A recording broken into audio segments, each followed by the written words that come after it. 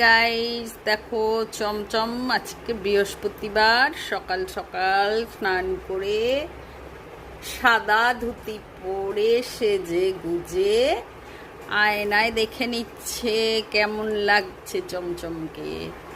দেখেছো গাইস? বলো চমচমকে কেমন লাগছে সাদা ধুতিতে।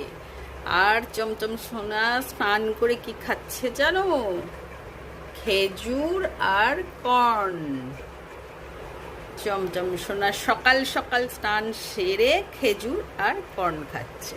চমচম সোনার সাথে আছে ভগবান শ্রীকৃষ্ণ আর রাধা, আর এখানে আছে গোমাতা। দেখেছো? সবাই চমচমকে লাইক করে দিও প্লিজ। ও বন্ধুরা, গোপুসোলা আজকে একটু দোল দোল চলবে। দোল দোল দোল দোল দোল।